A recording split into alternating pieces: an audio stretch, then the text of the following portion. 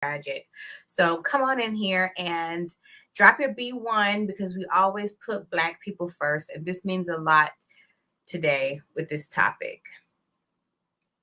So I want you to not just drop your B1 in the chat today, guys. I want you to drop B1. And I also want you to hashtag girl power, hashtag justice for Izzy. Hashtag your justice for Izzy. And let me know you're here tonight. So we are going to talk about Izzy, the little 10-year-old from Utah who, let's see, who hangs herself, who ends her beautiful little young life by suicide over the weekend, which was very shocking, very sad. This was Strange Fruit 2021, self-inflicted. This poor little girl took her own life, and I'm going to read to you some of this story. I read this story and I was going to sum it up, but I need to read it word for word because I really don't want to miss any of the details. Black fifth graders, suicide blamed on bullying. Feds say her mostly white Utah school district ignored racism for years. It's hard to imagine a more tragic story. I can't think of anything more tragic than a little Black girl taking her own life in 2021. So we are doing this. We're talking about this tonight on Fly Nubian Queen because we want to honor another Fly Nubian Queen who just did not know how fly she truly was. So that makes me very, very sad. Back to this story. It's a very tragic story. A 10-year-old Black girl in Utah died by suicide after being bullied by classmates in a school district that had been investigated for ignoring racism in its classrooms. The Salt Lake Tribune reports that Izzy Tashiner, if I'm butchering her name, God forgive me, was a fifth grader in the Davis School District where she faced teasing over her race and the fact that she was autistic. The girl's grieving mother, Brittany Tashina Cox, says she repeatedly tried to get the district to intervene before the worst happened, but got no help from officials. Quoted from the Salt Lake Tribune. Tashina Cox says she believes her daughter's case that started this fall was handled with callousness and disregard, even after those findings became public and the district promised to change. Shortly after the school year started, Tashina Cox says she had asked Izzy how things were going. So the mom asked her daughter how things going in school. She recalls her daughter saying that she didn't think her teacher liked her. Tashina Counts recounted that Izzy then said she doesn't say hi to me. She says hi to all her other kids. Okay, so this little Black girl is being singled out in school. She is okay, let me finish this. Tashina Cox called the school and never got an answer. Following that, Tashina Cox said the teacher told the class that the students smell bad. So the teacher told the class that the students smell bad. I had to read this article and read it verbatim because I didn't read these accounts anywhere else. So this was just very... She believes the teacher specifically targeted Izzy with the comment because several kids specifically responded by threatening Izzy on the playground and telling her she stunk because of her skin color. Now, let's keep it real because the other article, this is in the Root, the other articles that I read did not say this. Tashina Cox said that in response, Izzy took a bottle of air freshener to school to wear as perfume.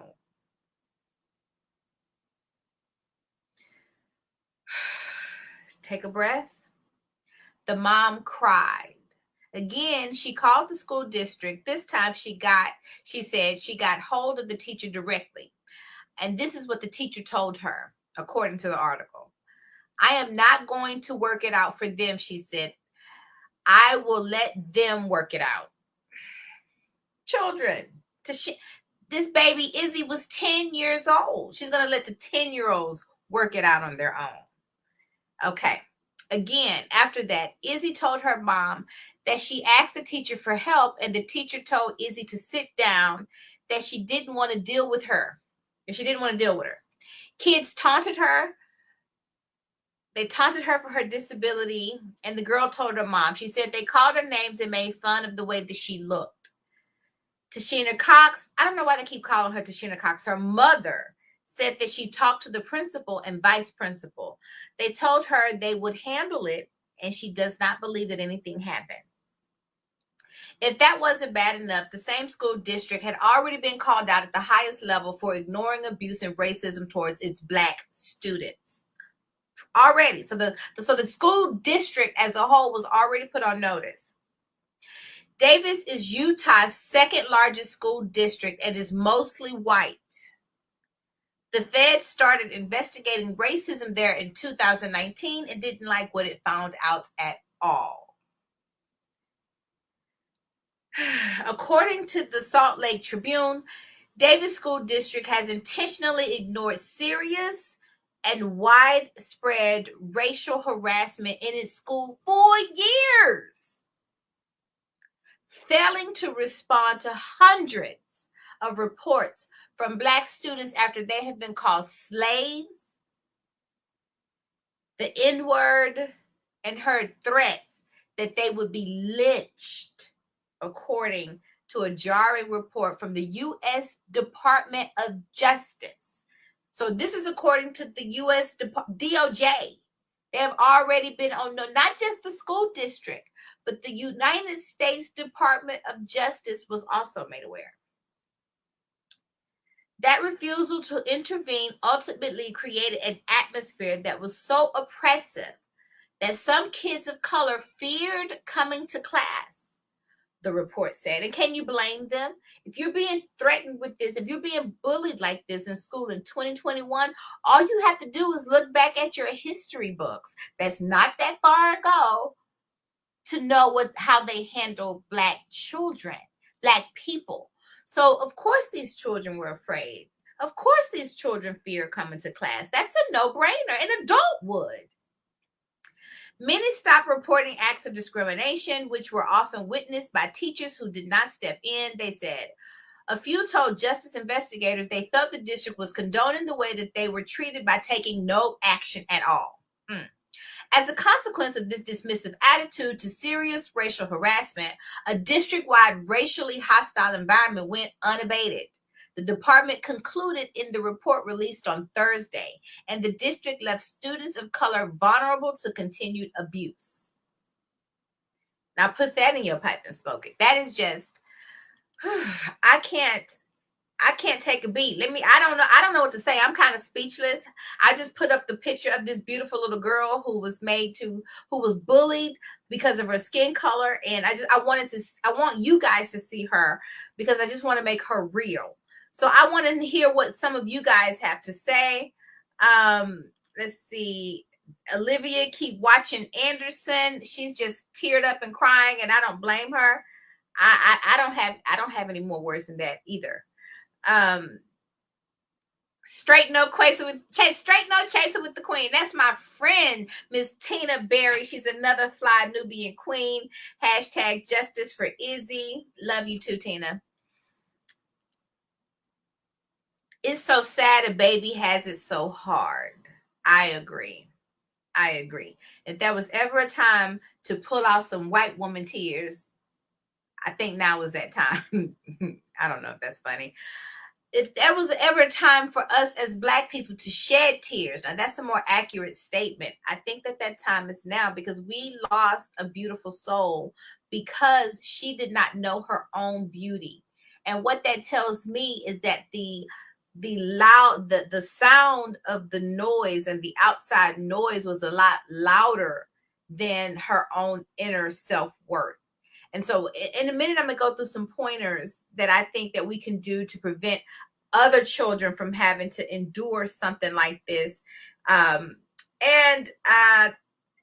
first thing I want to say right off the bat, how do you avoid something like this? Mary Dean Esquire here at the WallStreetLawyer.com, coming to you live on FlyNubianQueen.com, the network for melanated people like you. And we are discussing the bullying that caused the suicide death of a beautiful Izzy.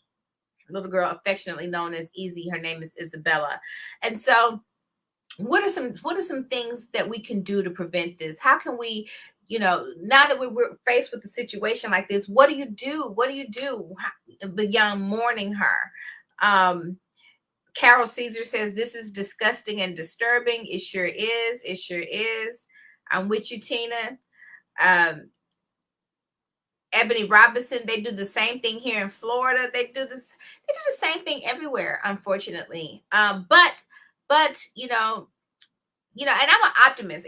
Every time you hear me talk, I always say I'm an optimist. I'm an optimistic person. I always try to highlight the good and talk about the good. But the only good takeaway that I can think about this little baby, you losing her life, is what lessons can we take away? How can we do better as a community, as a B1 nation? What can we do to make sure that situations like this are not happening to our future generations? So one thing, I want you parents to consider homeschooling your children. I think that was Malcolm X who said, only a fool would let his enemy educate his children. And so I think that we need to take that to heart. I know that we live in America, which is a very capitalistic society, and we put the dollar bill above everything else. And while I do believe that Black wealth is critical to Black power, that is our tagline for blackwallstreet.com, that Black wealth is critical. Black wealth is critical to Black power. I do believe that, and I champion that all day. But I champion that so that you're not a slave to earning your dollar in a way that takes you away from your home. And, maybe we do need to go back to single family income households where one parent is working and another parent is staying home and nurturing these children, because you need love more than you need material things. Once your basic needs are met, once you have food, water, and shelter, clothes, your basic things, I'm not talking about the Gucci belt. Once your basic needs are met, then you don't need all of that extra stuff. Now that all that extra stuff is coming at the expense of your family and at the expense of the ability to be able to spend time with your family. So the first thing I want you to do is consider homeschooling your children. And in relation to homeschooling, let me see, because there was something else that I pulled up on homeschooling. I'm not going to tell you to homeschool because I was talking to my sister, Queen Tina Berry, who had so much to say about, you can't homeschool. People have issues. Everybody can't do everything, yada, yada, yada. So here we go. Power Homeschool is a courseware delivery tool. It provides online courses right in your home taught by some of America's greatest teachers. So there's all of these resources that are available out there. Our mission, helping homeschool parents help their students. Powerhomeschool.org. I've not ever used this. I am not raising children, so I've not had the luxury of having the opportunity to homeschool my children. But I would consider this. I do have 2 cousins who homeschool their children. And one of my cousins has 5 children, 5 kids of her own. And she homeschooled her children up until high school. And I think they let them go to high school so that they can integrate into society. But up until that point, the goal, I believe, is to indoctrinate them with everything, all your love and all of who you are, everything that can strengthen them, which leads me to my next line of defense. We should get out ahead of it. And the idea of getting out ahead of it is something that I learned in my spiritual practice, because I follow Abraham and Esther Hicks, this older white woman who's really channeling information and consciousness from subconsciousness, and flowing energy and bringing all of this awareness and insight and intellect into our realm. Okay, I'm going there. But one of the things that she speaks about is getting out ahead of it, because by the time that you're snowballed into the bottom of the depression or the bottom of the anger, once you're down there in those vibrations, you kind of just got to work through and work your way back to the top. So how do you prevent it? And she talks a lot about by getting out ahead of it. So how do we get out ahead of white supremacy, who we know is going to attack the character and the self-esteem of our next generation, of our children. How do we get out ahead of it? You get out ahead of it by educating your children and loving your children and teaching your children who they are, what they are made of, what the power of melanin magic, how you were the first and everyone else came after you. All these other people are your sons, okay? By giving them that so much reinforcement that by the time they walk out into the world, they can or not, the world isn't, it just kind of bounces off of them. They have what we refer to on the other spiritual realm as this, the shock absorbers there. So it's not that you're not moving through the world and dealing with obstacles or dealing with the issues, but you have your bumper on, you have your safety net, you're just covered. You're covered in love, you're covered in self-love. So none of those things really affect you. You don't take it in. But this little girl took it in. And I mean, not to say that I don't blame her. Because I just can't imagine a child having to endure something like that. Even the teacher, coming from your teacher, not just your classmates, but all of your teachers as well. I don't know. But that's one way I think that we can get out ahead of it. Another thing that I want you guys to consider, and a lot of people, we always give ourselves these excuses. We talk a lot about excuses.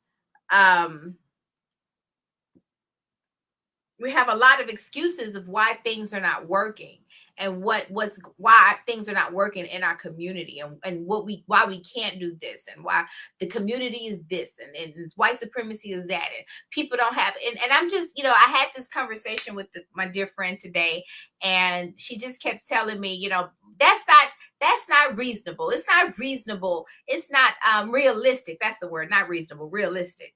Meredine Esquire here at the WallStreetLawyer.com, coming to you live on Fly Nubian Queen Network, the network for melanated people like you. And we are talking about Izzy, Isabella. We are #justice for Izzy.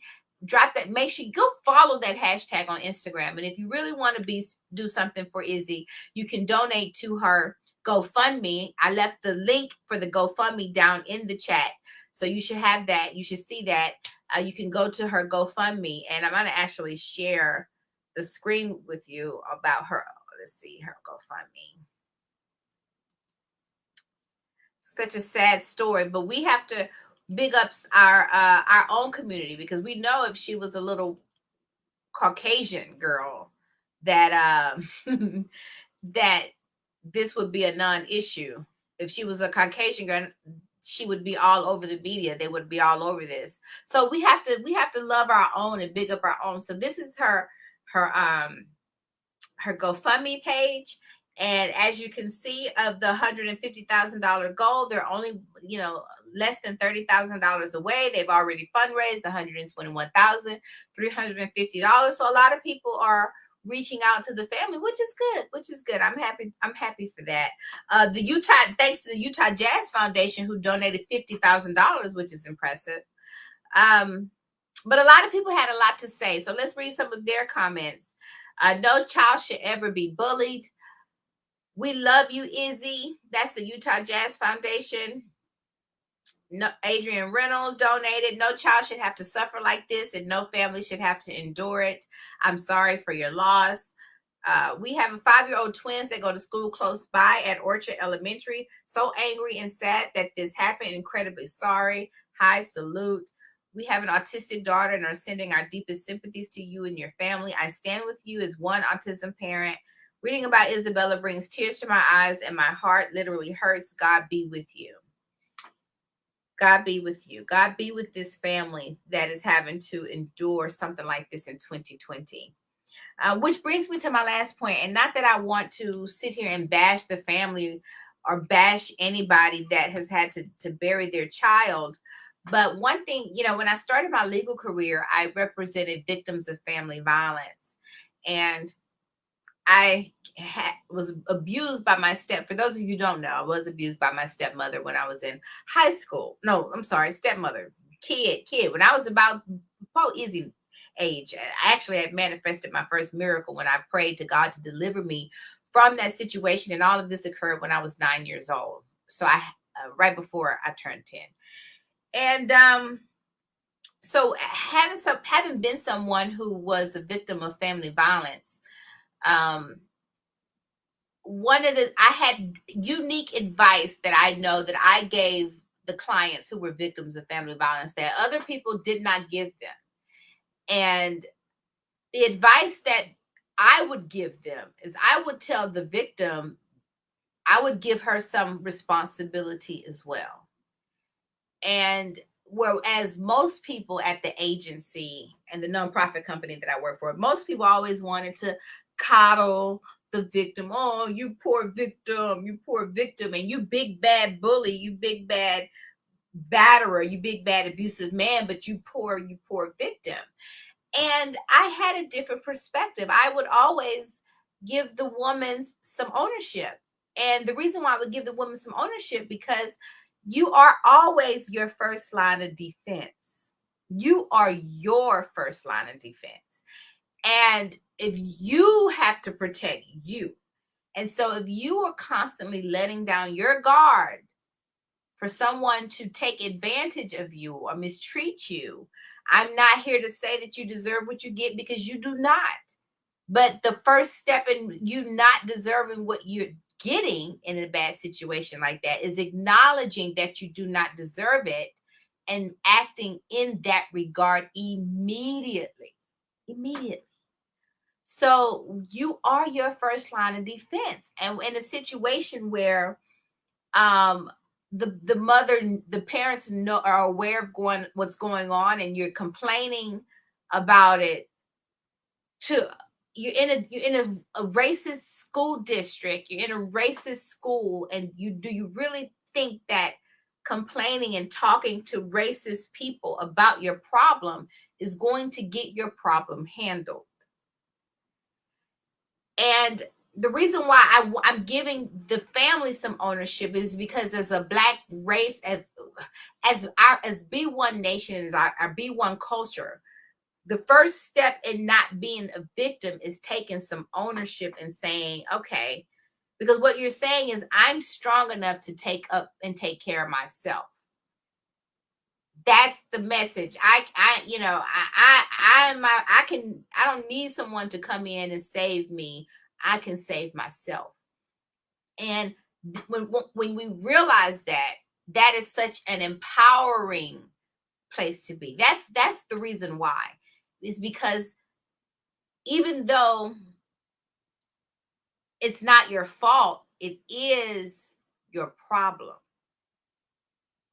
That's monumental. So I'm going to say that again. Even though it's not your fault, it is your problem. And the only way to combat that problem is to boss up and combat that problem.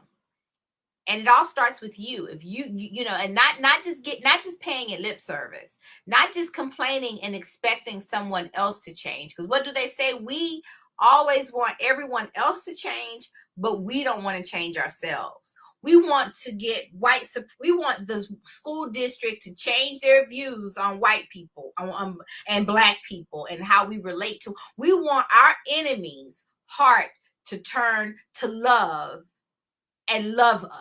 And I don't understand that. I don't understand that logic. I don't understand why we're looking for that from them. I don't understand why I think at that point, I think your antennas need to go up.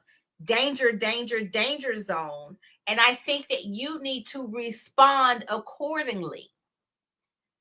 I don't care if that means relocating. And I don't care if people say, well, everybody don't have resources. The only resource that you need is confidence and strength of who you are on the inside, that you can make a way out of no way. That's all you need. What more do you need than that? Okay, I think I froze a little bit. That's all you need. And when I say that that's all you need, I know people look at me and say, "Oh, you're the Wall Street lawyer. You're different." I was not always the Wall Street lawyer. I'm a little girl from the south side of Houston, Texas. Okay. So I was not always the wallstreetlawyer.com. And I became the wallstreetlawyer.com, um, walking the blind walk of faith. When I moved, I had no job waiting on me, and I had nowhere else to stay waiting on me. I had nowhere to stay. I had an idea of where I thought I wanted to stay when I got to California, when I left Texas, when I first left Texas. But I had nowhere to stay. And so all I knew was that when God said go, you have to go.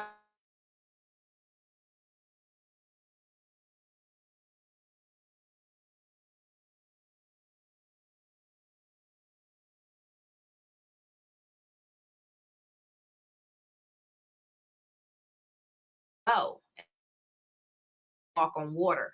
And so that's why that was such a, and if I could do it, I'm a one trick pony. I don't have a one trick. And my one trick is faith. Okay. Mary Dean Esquire here at the wallstreetlawyer.com. Everything I talk about, I'm telling you, the only trick that I have is faith. And so if I can do it, then you can do it. And if you want some help on doing it, if you're in a situation and you feel like, well, you can reach out to me. You can find me online at thewallstreetlawyer.com. You know my Instagram, I'm the Wall Street Lawyer. I have built blackwallstreet.com. If you need somebody to talk to or help you through these things, I am an attorney. And I can give you some advice, and I can give you some coaching, and and maybe help you sit into the fact that you have everything that you already need. You know what they say, if God don't send nobody, you don't need nobody. And so I think that the day that we're going to thrive as the beautiful Black people that I know that we are, is the day that we realize that we don't need anything from the enemy, that we don't need anything from anything outside of us to be great, to be monumental. And I just wish that these principles were instilled into our baby girl Izzy. So I just wanted to talk about our beautiful Izzy and give her some love, maybe some of the love that she was not getting in her community and in her school. You know, it's bad when the baby go to school with some air freshener because she thinks she smells bad. You know that's bad. You know that's when that's really bad. Let's see. What were some of the comments? So you know what else I'm going to close with, because I definitely, this made me think about the beautiful Maya Angelou, Phenomenal Woman. And I remember I've been there. I've had my low moments, and I remember when I threw a whole hissy fit, and I talk about this on camera because they were filming over the weekend for the All Black National Convention. But I remember the time where I'm almost ashamed to say it, but it'll come out eventually. I didn't want to be Black no more. Can you believe it? I didn't. And I think that you're not truly living as a human being and reach the highest of the highs if you've never experienced the depths of the lows. I think that that's life. I think that that's the beautiful thing of life. I think that that's one of the ways that we come to understand how great we truly are. And so for me, the way I pulled myself out of that low self-esteem, depressed state was research project into self-discovery of who I really was and what I was really made of. And it gave me a self-love like no other. And so I read all of the words of beautiful Black people.